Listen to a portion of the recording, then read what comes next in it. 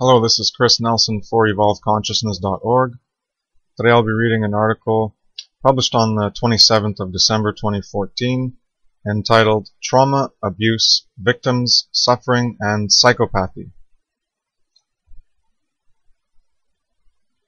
At the beginning I have the image from Mark Passio's Abuse Victim Cycle, and I also have at the top the power differential from occulted knowledge in how we're kept as confused and ignorant and living as fools, living on appearances and not knowing the substance. So on the appearance of good and not knowing the substance of good, we don't have the understanding from the knowledge that empowers us, because we don't have knowledge of ourselves and knowledge of how our behavior is supposed to operate.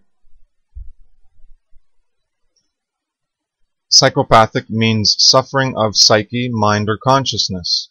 From psyche, meaning mind, and pathos, meaning suffering. So, suffering of the mind. Everyone is psychopathic within varying comparative degrees in society, socially engineered, conditioned, programmed, brainwashed, and indoctrinated into a false living, a false self, in a delusion of illusions and appearances that prevent us from realizing, actualizing our substantive, authentic, true self, higher will, etc. We are engaging in wrong actions, creating suffering, because we suffer ourselves.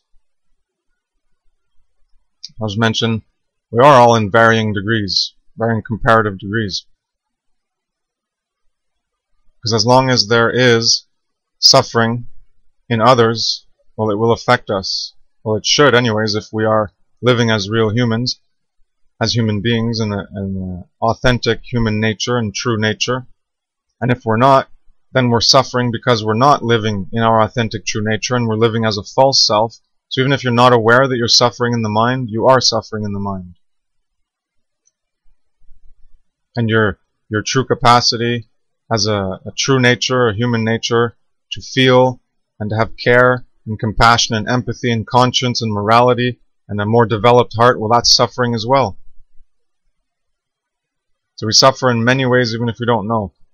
The psychopathic, as is generally viewed as a crazy killer or whatever, crazy murderer, or who knows, whatever way you want to define it, but yeah, they suffer as well. Or they suffer less because they apparently, in the way some people want to describe it, is that they can't feel. So if they can't feel, then how are they even suffering if they can't feel? I would say that they're still suffering. And that's why we're all suffering as well, because we're made to not feel. We're made to become psychopathic, where we suppress our ability to suffer with others, and that makes us suffer in the mind, even subconsciously, even if not consciously. So it depends how you want to look at it, but either way, you can look at it as more suffering that most people have versus the primary psychopaths that have less and they can't feel. Or you can look at it that those who can't feel are the ones that are most suffering because they have an inability to authenticate their substantive human nature, the true self. So anyways, you can look at it in different ways, but either way there's always suffering in all of us because we live in a psychopathic, predatory dominator system which creates suffering, and it makes us suffer. As any being suffers, we all suffer. And that has to do with bearing good and evil. People who don't suffer don't create evil for others to suffer under.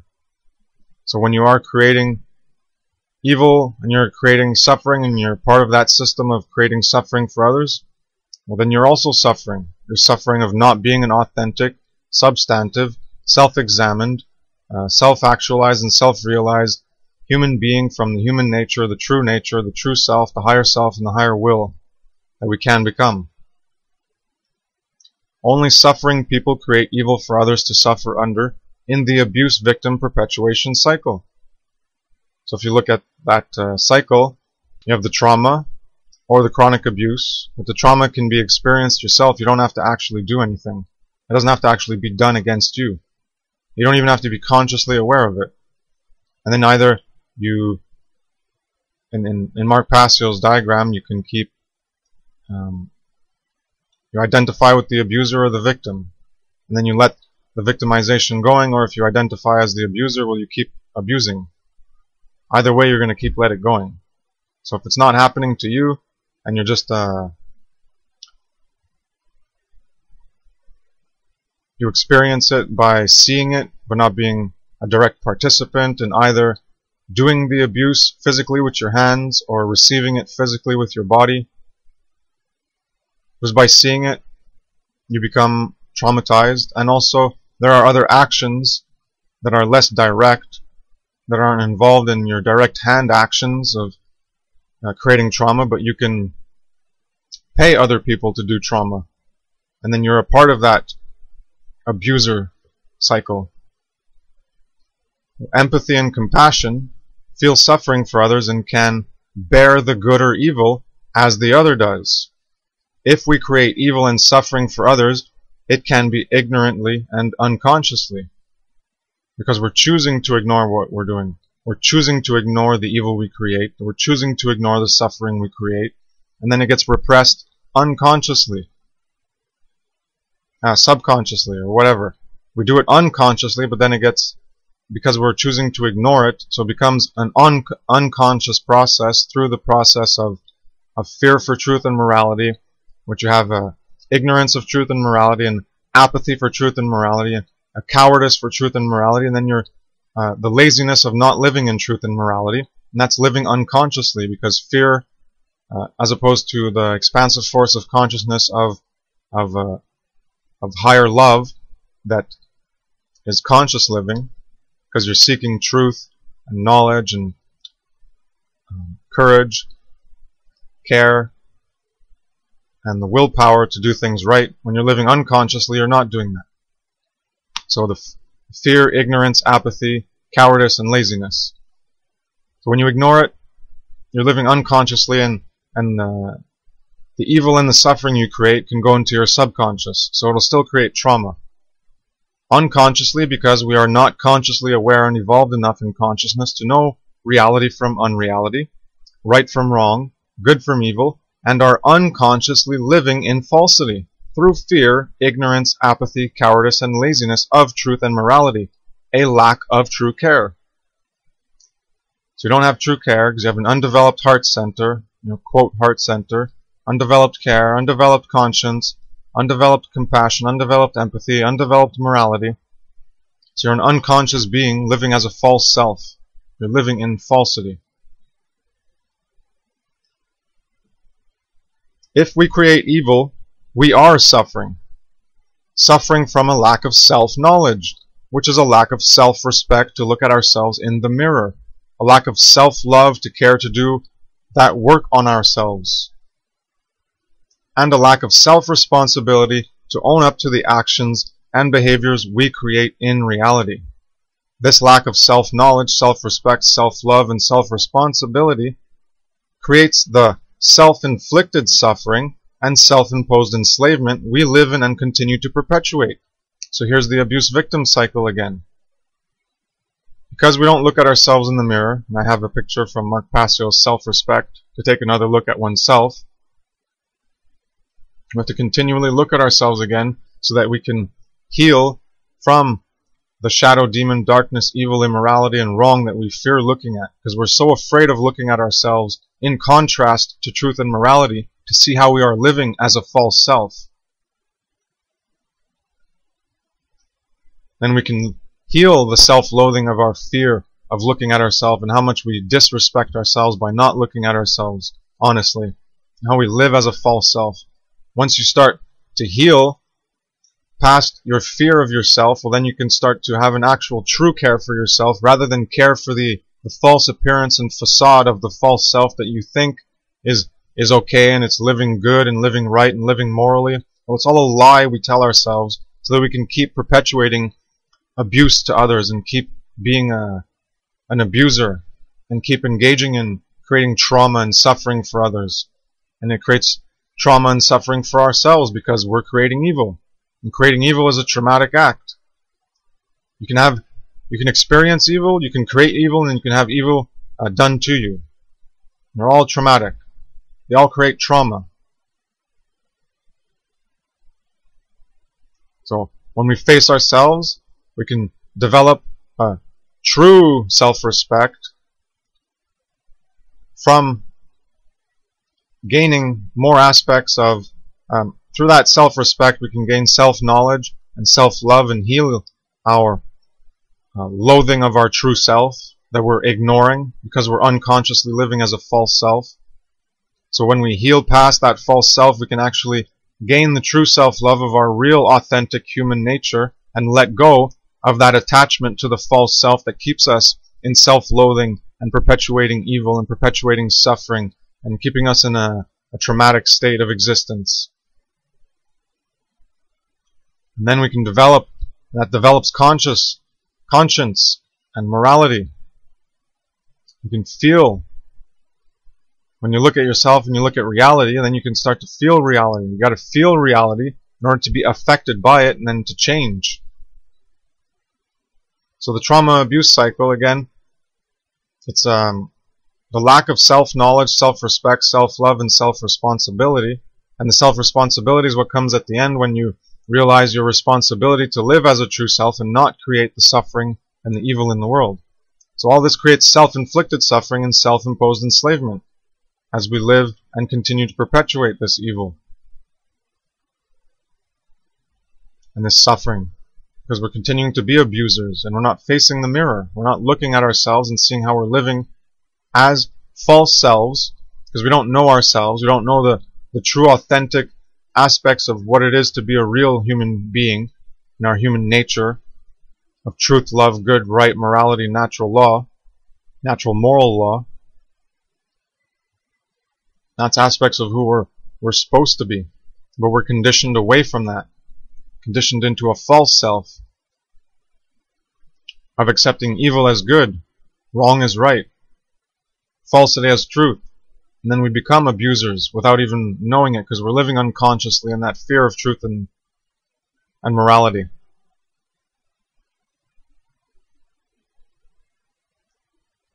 And we keep identifying with our current condition as a false self, and we keep perpetuating that current condition. So we keep perpetuating our abusive tendencies towards others, such as the animals, which is what the whole point of this article is about, as many of my articles are about, because that's the moral baseline that matters, the root causal, core foundational factor and level that we need to get to and heal from, that will cascade and heal other things.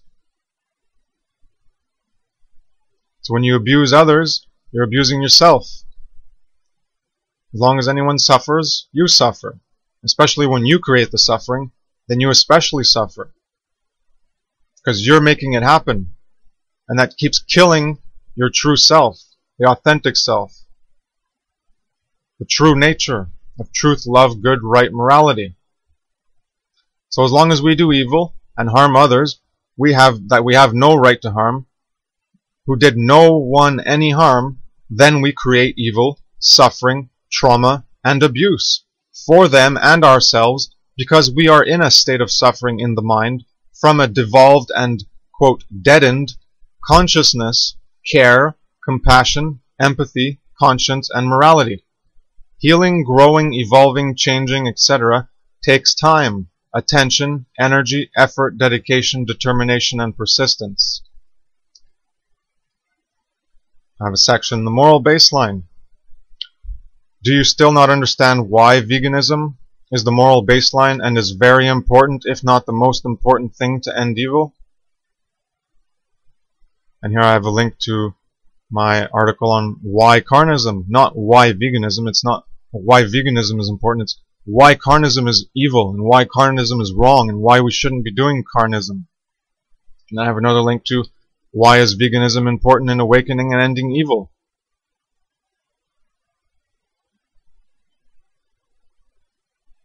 Speciesism is the root causal core foundational first separation, disconnection, detachment, devaluation, and de-identification with others like our kind, to engage in the left hand of evil in behavior towards others and validate it as a, quote, right.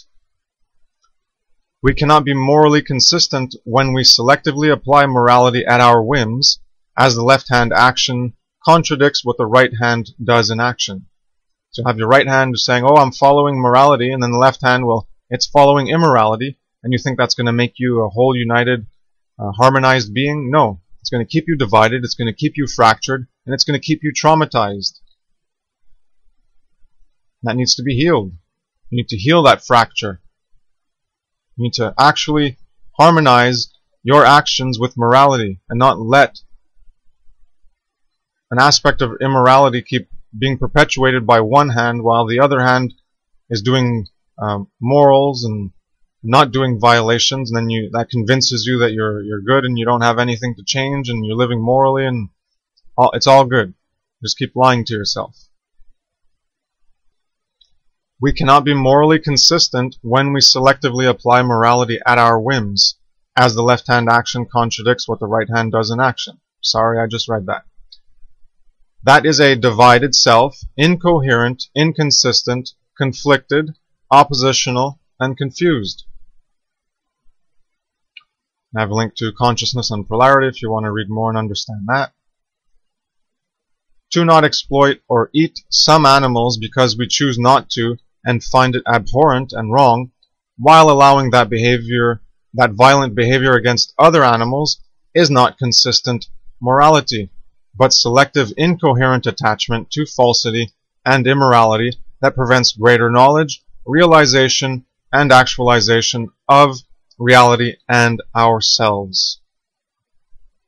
Morality is objective, not based on our preferences or beliefs, but is based in actions in reality that cause harm to others. Understand morality from the base of objectivity in our actions wholesale, not only against our own animal species or certain house animals that we don't eat because we want them as, quote, friends. Evil is generated from us towards those less like us, not those most like us. Every secondary construct can be corrected more easily after correcting the root causal core foundational corruption in our ways of living and being. And I have a link to my big infographic and presentation on foundational living and true unity if you want to understand how that works, what the root causal core is and how to fix things from that foundation of living and how to form true unity. It is hard to get to that core corruption though. People fight it. Here is a natural moral law primer. Do you have the right to harm others? No. Do you have the right to harm yourself? Well, you have more right than others do. You have more right than others do to harm you. To harm yourself is more of a right than others harming you, but it's still not really a right, as they have zero right to harm you. But that doesn't mean you can simply harm yourself and believe this is a, quote, good and, quote, right thing under morality. That's just lying to yourself. It's still harm. Self-harm is still harm. So, of course, other people harming you is more of an egregious violation than you harming yourself. If you understand this, then it is easily understood that to violate others' rights and harm them is never acceptable, while to harm yourself is more acceptable. Even if it is still wrong, it is a lesser wrong. Any behavior you do to harm others is a greater violation of natural moral law than any behavior you engage in that harms yourself. Any self-inflicted suffering from behavior humanity engages in itself as a human sphere, human-animal sphere, as higher-order consciousness animals, is a lesser violation than the harm we collectively, as the human sphere, engage in against other non-human animals of lower-order consciousness who are more defenseless to our great powers of evil and don't create this evil. We, human animals, are doing this overall self-inflicted evil to ourselves. That's why it's called self-inflicted suffering and self-imposed enslavement, because we're ultimately the ones that have to point the fingers at ourselves for what we do to ourselves. That's not what the non-human animals do. They can't point the finger at themselves and, oh, look at how we're butchering ourselves and we're doing all this and humans are eating us. It's all us doing it. No, we do it to them. A level 1 violation of harm to others. The harm we do to ourselves collectively as a human species, that's more of a level 2 violation, of a lesser egregious violation, as I've been explaining. Non-human animals are not doing this to themselves. We are doing it to them. These initial behaviors and justifications against non-human animals are the source of our evil ways that progressed into greater detachment, devaluation, and de-identification with others even more closely like our more specific kind, such as nationality, race, tribe, clan, family, self. And I have the pyramid of identification and devaluation from my Foundational Living in True Unity presentation, so you can click on that and look at it. This is the history of humanity creating evil. Evil starts with others less like you, not those most like you. Got it? If, quote, aliens taught us evil, where did the, quote, aliens learn it? Eventually, if you go far back enough, such as in causality, someone learned this. It is logically so. Everywhere in the universe, someone devalued others and harmed them. You don't need any proof from history that you can't actually verify. The source of all evil and suffering is detachment, devaluation, and de-identification with others, which is proportionally reflected in your own attachment, similar to Buddha's attachment as the root of suffering. Which is proportionally reflected. The source of all evil and suffering is detachment, devaluation, and de-identification with others, which is proportionally reflected in your own attachment, valuation, and identification with your false self, the falsity, fear, and evil, with the illusory appearances, with your self-image, with your false, calcified ego personality identity construct. So it's attachment, valuation, and identification with the false self, living in falsity, living in creating evil and creating suffering. Even if you're not even aware of it, you're still attached to that as you. You're attached to the human condition instead of learning what human nature and the true self is. Truth, love, good, right, morality, and aligning with that. The real, substantive, authentic capitalism in life, that which is most important, is truth and morality. Attach, identify, and value truth, love, good, right, morality, natural law, true self, higher will. And I have an infographic from my acceptability spectrum where the more truth, well, the more it's rejected. It's not acceptable to talk about because it's hard truth that people don't want to face. It's occulted and hidden. They don't want to face it. And it's the most substance of actuality. And then the less truth we have, well, people accept that. And you're talking about falsity, it's acceptable. It doesn't hurt them. It's what people like to talk about. It's all based on appearances because it has little truth in it. So that's what people talk about. They talk about their football games. They talk about house renovations. They talk about other things in daily life that have little significance in regards to the substance of real living in truth and morality, to be really alive, a real life. And then these poser New Agers, pseudo-spiritualists want to say, well, oh, real life is about experience and enjoying life. No, you fool. You don't even understand anything about who you're supposed to be at the core level in your being. Because you have an undeveloped heart, undeveloped compassion, conscience, morality, empathy, and care. People dish out abuse, pay for abuse, and eat the abuse. This is the standard normalized acceptability of society operating under the psychopathic, predatory mind virus of carnism. And I have a link to the short article, The Predatory Dominator System.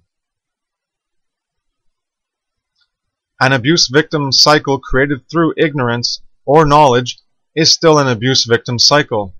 All, quote, use of non-human animals is abuse and exploitation because they surely don't agree to be our slave labor Even if you want to lie to yourself and tell yourself, oh, well, I take care of them and I feed them so I can take their eggs or I can take their milk or whatever and I'm not harming them, it's still use and exploitation, and hence it's abuse, because you don't have a right. That's really what we do, right? We line up. We'll take care of pregnant mothers who just gave birth, and we're going to hook them up to pumps, and we're going to take their milk. As long as we feed them and provide them with a shelter, then it's okay. We can take human mother's breast milk and feed that to us, and we can drink human breast milk, because we're going to keep them. We're going to condition them into slavery and accepting that condition, because we're going to give them food and shelter, and that's for their own good. Just like we used to tell slaves, the quote, black slaves in the past, where we'd say, well, you know, it's a harsh condition in the real world. You're better off living here. I'm taking care of you. I'm a good master. That's how people lie to themselves. I'm a good master. I'm taking care of these chickens. I'm taking care of these cows. Keep lying to yourself. They don't give a shit about our idiotic, human-constructed false reality other than our enslaving and violating their free will. I'm talking about the animals. They surely don't agree to be our slave labor. They don't give a shit about our idiotic, human-constructed false reality other than our enslaving and violating their free will. They do care about that. But just like you can condition slaves into accepting their conditioning and fearing freedom, well, you can do the same thing to animals. That's how you break horses. That's how horses are turned into slaves, because they're free. Take a stallion and break it. You gotta traumatize it and abuse it. It's all trauma and abuse. All of our use of animals is exploitation through trauma and abuse, for the most part, in the overt sense. And even if it's not overtly, it is still covertly done, because we're conditioning them into slavery, because, oh, we take care of them.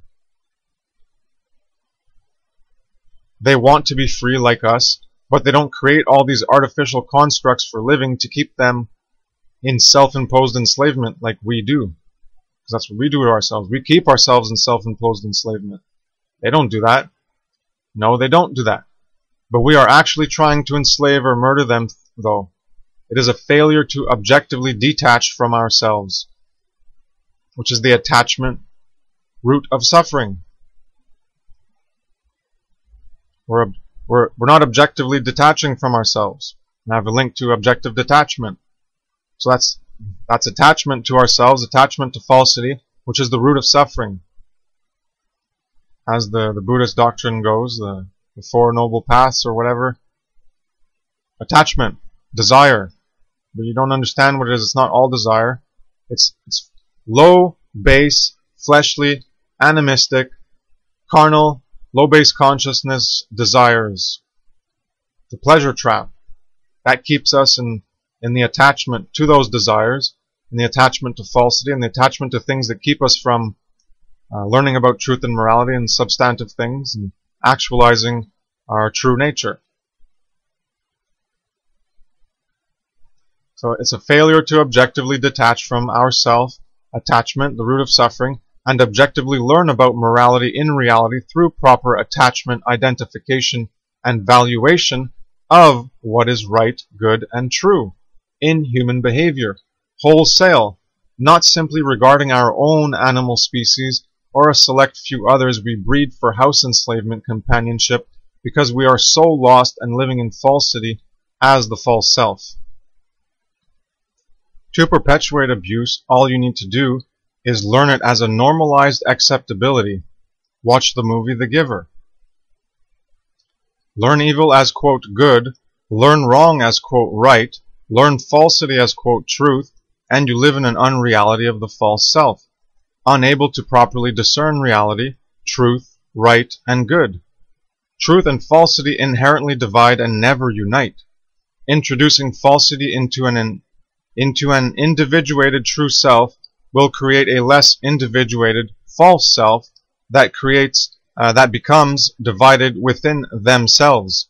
This creates a self-contradictory, incoherent, confused, oppositional Satan the adversary and opposer, an oppositional state inherent in the division imposed by the falsity in our authentic core substantive being.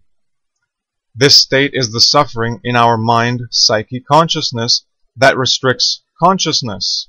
It creates the initial force of fear that constricts consciousness into unconsciousness. So from an early age, we are conditioned by society, our parents, and our environment into falsity, which fractures us from our human nature, our true self, the higher self, and we become a lower self, lower base consciousness, a false self. And that puts us into the negative expression of fear towards ignorance, confusion, control, and creating chaos and evil, as explained in Mark Passio's Natural Law Expressions chart. And this is the state of suffering. This fracture that puts us into a false self is the original suffering we create upon ourselves, that we have imposed upon us by our parents and society, that creates us into a reflection of the falsity that society perpetuates as a false self living falsely.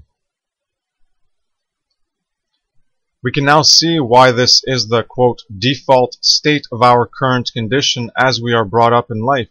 This condition or state is the initial abuse we receive from society as soon as we are able to process the environment and receive impositions from our parents, society, and the rest of our environment. These impositions are responsible for the creation or formation of our ego personality identity constructs. In our society, we are imposed with varying degrees or layers of a false self to cloud our affinity and embodiment of truth, love, good, right, morality, true self, etc. This is the initial imposition and the initial abuse we receive from our parents and society and all the other impositions. This is the real source of parental abandonment. As I see it anyways. It's right when you're born, you get fractured from the human nature, the true nature, the core substantive being, and you get imposed into conditioning as a false self. And your ego personality identity construct uses that falsity as a basis for its construction, for your self-identity, for your self-image, for your self-concept, and your worldview, your sense of yourself and your sense of reality.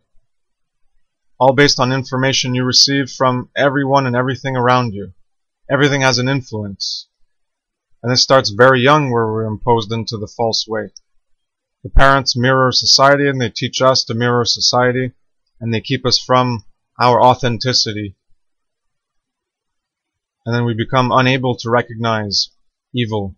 We become acceptant of evil. The evil is masked under the veil of goodness. And then we can't see it. And then it keeps perpetuating. Because when you can see evil, when you're an authentic human, you can see evil and you don't want it to perpetuate. But we're prevented from being real humans. So now we get to the section on trauma. Additionally, to experience evil is to receive trauma stimulus. Just by experiencing evil. You create it, or you experience it by it existing in reality. Since it does in our reality, we're always going to have suffering and trauma as long as evil continues to perpetuate and it's able to exist around us. Those who ignore evil protect themselves from trauma. That's what you do. It's traumatic, so you turn away. And this is in the movie The Giver 2. At the end, the giver says, we don't have to do this, where they're going to release someone to elsewhere. That's what it's called. You release them to elsewhere. When the babies, they have a competition for babies, and when one doesn't do as good as the other, or whatever, they don't mature quick enough, well, they send them to elsewhere, and they just inject a needle and they murder the child. But they don't see it as murder because they don't even understand murder, because they're prevented from having knowledge and memories of knowledge of what is evil. That's why we need to have knowledge of good and evil. So you can go look at my presentation, my audio or text on, there's about 5 or 7 on evil and falsity and how to know it, and so that we can combat it properly, so we can become aware of it. So those who ignore evil protect themselves from the trauma. As I was saying at the end of The Giver, he says we don't have to do this, and the leader, the conformist elder, says, well, go sit with the other elders and don't look. So one person sees the evil and says we got to stop it, and then everyone else says, oh well, if you don't like it, then just don't look at it. So everyone, that's the solution. Just don't look at it. Don't look at the trauma. Don't look at the evil. And then it keeps going on forever and ever until we're going to face the evil. It will never go away because we keep masking it. We keep ignoring it willingly because we are cowards. We are pathetic little cowards. As Mark Passio shows in the Tree of Evil and Abandonment, well, we're all children. We haven't grown up. We're all cowards, afraid to face ourselves in the mirror. But I would even say even children are more authentic if they weren't imposed with our falsity. Possibly anyways, but it's a temper tantrum, and we can't face ourselves in the mirror. We're so afraid because we're such cowards. And this is where we're abandoned by our parents, conditioned into falsity. We're not conditioned into true truth, true love, true goodness, true morality. So we're abandoned by our parents, forced to abandon our true self. They're still there, the parents, but they're not real parents. They're inauthentic as well. And then they force us to abandon ourselves, our true self, our true nature, our human nature, our core substantive being that isn't to do harm and evil and hurt others. So those who ignore the evil they create protect themselves from facing the trauma they create, which allows them to continue creating it. The creation of an abuser or a victim involves trauma. To create evil is to create trauma and suffering for others and ourself. Trauma is traumatic, and an undeveloped mind or consciousness has issues dealing with trauma. People do not want to face their wrongdoings, their immoral behavior, because it casts a light on their mirror for them to be consciously aware of reality and face themselves honestly. People do not even want to do this corrective perceptual work when it comes to wrong and evil around them in their lives, least of all to face their own direct participation in creating evil in this world. Here are some old notes from the spring of 2014 dealing with the subject of trauma. I never published these. They were in a rant on when my document was called Why Are You Still Refusing to Align with Morality?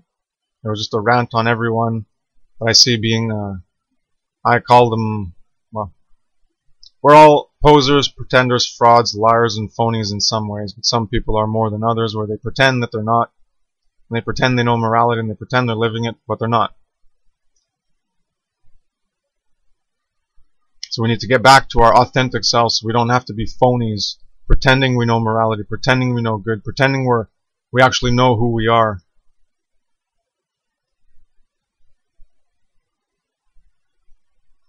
Many people aren't facing up to this, the immorality on animals and the holocaust of the animal issue, because it's horrible and traumatic to face. It is traumatic to engage in slavery and murder of innocent, sentient, animate beings that did nothing to you. Make no mistake, that is trauma. The subconscious protects people from having to face this in their lives in order to avoid the schism, conflict, pain, and suffering that results by actively being consciously aware of the facts of reality we are participating in. So that's why people who meditate all the time and still can't face their shadow, demon, darkness, negative, wrong, and immorality, even though they tell themselves, I'm doing the real shadow work, and this is what Constantine Dracoslayer has been saying since 2014 when I joined that Facebook group. It's pathetic. He would lie to himself and tell himself he was doing shadow work, but he wasn't. He was doing only parts of it, the parts that he could handle facing, but he couldn't face himself in the mirror, really. Why? Because the trauma, he still can't face it. He recently had a dream where it told him, oh, stop eating meat. And then he called that the higher self and the Father God telling him what to do, so he obeyed. He still doesn't care for truth and morality. He's only doing it because of a dream. He's a coward. He's false self, and he's stuck in an attachment to meditation. This is why I'm against meditation all the time, and you can only use it when you need to. What do you need? You need to be consciously aware of the facts of reality we are participating in, and meditation will not bring that to you. How do I know that? Look at this guy who's been meditating every day for freaking a decade or whatever, and he still can't face himself in the mirror, because meditation is an attachment, and it brings you away from facing yourself in conscious awareness, because you're not consciously aware. You're in other dimensions and realities, and he's all into all this bullshit. And he thinks that's spirituality. That's false spirituality. That's pseudo-spirituality. That's bullshit that has no meaning in terms of creating true freedom and peace, because it has nothing to do with truth and morality. You're living in other realms and fantasies, and go ahead. Be a coward. Continue to be a coward. To protect ourselves from facing the truth of reality, we become blind to it. It is removed from the vision of our conscious awareness. I avoided it for a long time, even though I knew about how wrong it was, even before Mark Passio talked about it. But when you get the knowledge of natural moral law, you can't avoid it for very long if you want to live in a non-oppositional, non-conflicting, coherent, cohesive, integrated, united, harmonized way of life in alignment and embodiment of the values of core foundational principles of truth, love, good, right, morality, natural law, etc. People need to bring this trauma to the surface, to the tip of the iceberg, not continue to keep it submerged so that they can live in the fantasy delusion of, quote, feeling good about themselves, which is what meditation does. You go into an inner subjective state and bring yourself calmness and peace and feel the oceanic boundary loss and the oneness of the universe, and then you just lie to yourself, I'm so spiritual, I'm connected to nature, I'm connected to the universe, I'm connected to God, I'm so special, I feel so good. And meanwhile you keep perpetuating evil, and it's fine by you because you're still not able to face yourself in the mirror in conscious awareness. You're stuck in the subjectively induced states of consciousness of meditation, and that's your attachment. You may think you get the New Age movement of the, quote, feel-good BS as a carnist, but you are yourself engaging in this, quote, feel-good BS. Facing and owning up to enslavement, exploitation, suffering, harm, violence, or murder of innocent, sentient, animate beings is traumatic. It is traumatic to face yourself in the mirror. So why don't people do it honestly? Because they are cowards, because they're still in fear of truth and morality. They fear themselves and they fear truth and morality. They fear the contrast that being able to objectively determine truth and morality will bring them in the mirror. It's going to shatter them.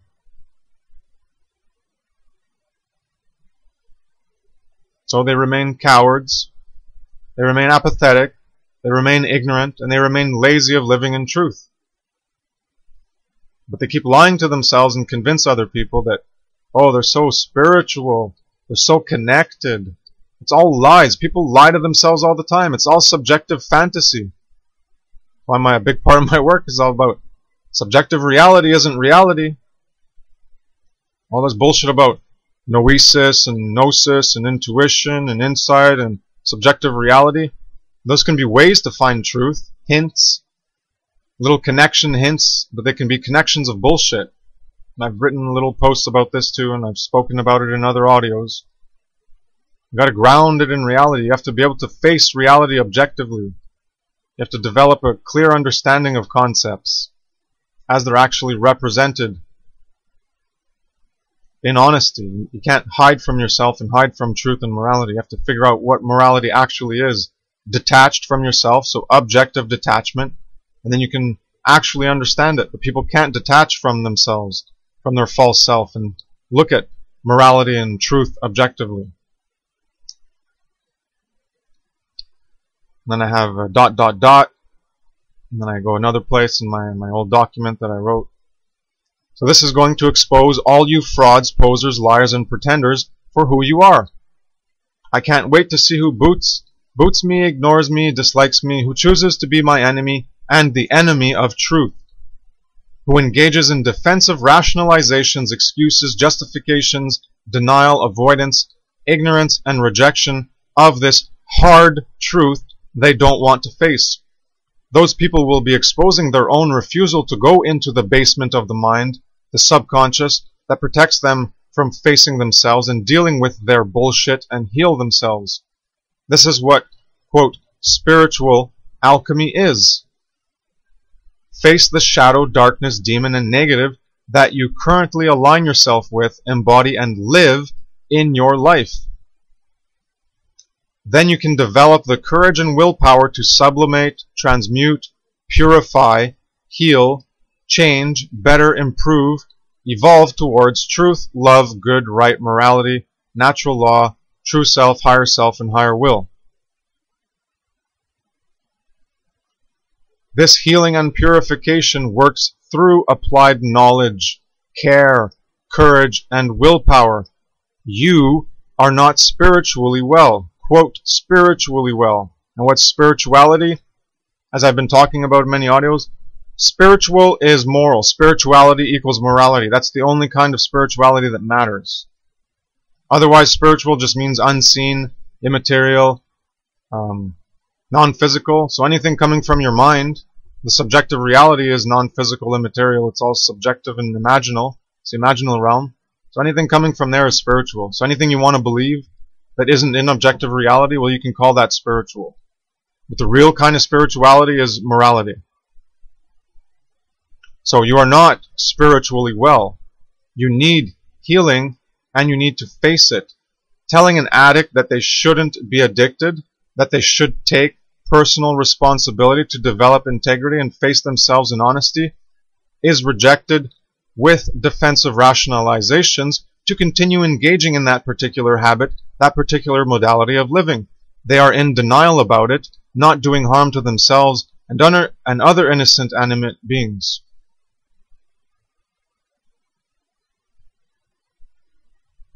So they're in denial and they think they're not doing harm to themselves as an addict, and when you're a carnist, you think you're not doing harm to innocent animate beings. True lasting peace will never happen as long as we engage in this evil. I am not being violent, no matter what the bullshit about so-called non-violent communication. People don't even understand what violence is. These are a bunch of frauds and posers. It's all rhetorical manipulation through language. So fuck that shit. Honestly.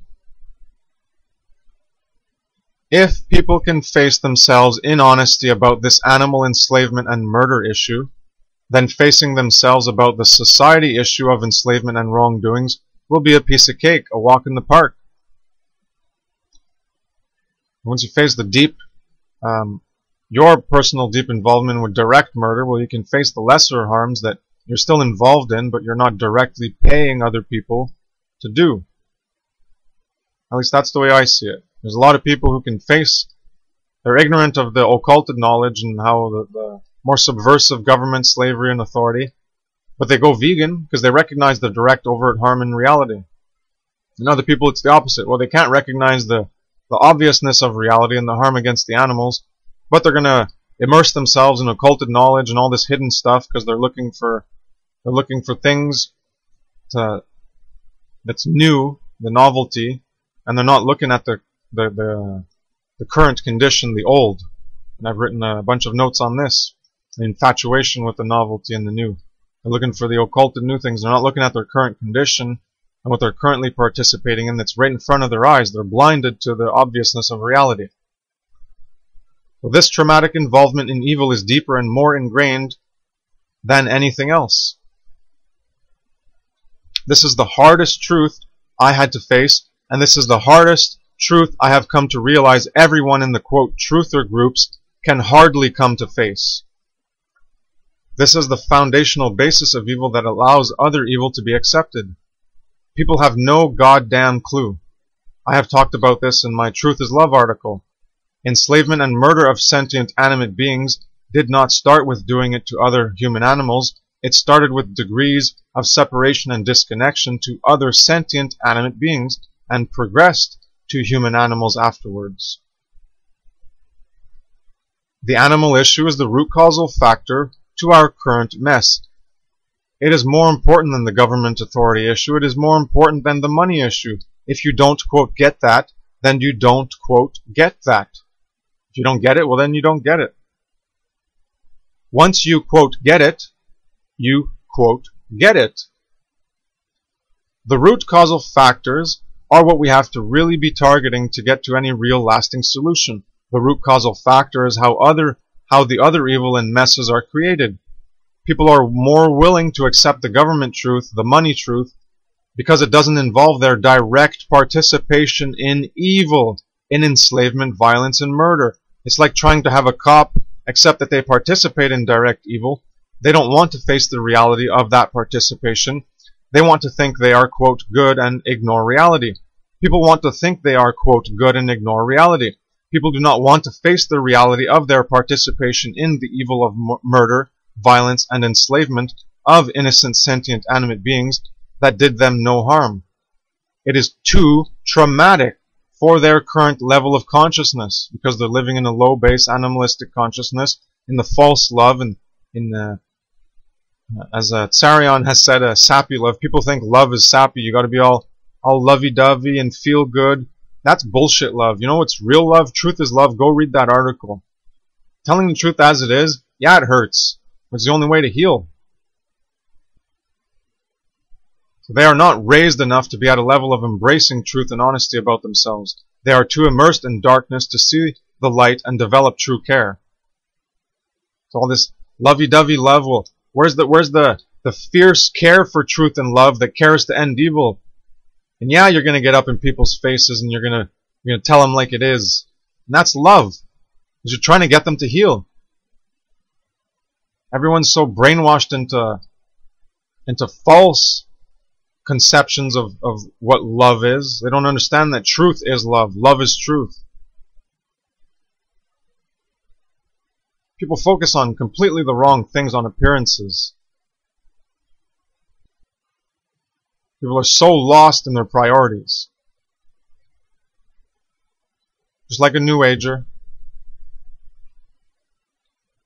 They're too immersed in darkness to see the light and develop true care. They're not raised. So, quote, veganism is the moral baseline, the foundation to build true freedom and peace from the root causal core foundational principles of truth and morality. Anything less is still a corrupted foundation not worth building on. Save time, energy, and effort, and go to the root. Even if you don't see the psychological desire or short-term immediate gains, the long-term benefits will eventually arise in full form and solidity with a foundation grounded in the strength of truth, morality, and reality. So the inspiration for this article comes from Mark Passio's Abuse Victim Cycle and Lennon Honor's presentation on Trauma and 9/11. Thank you very much for listening. Thank you for your time and attention. Have a nice day. Take care. Peace.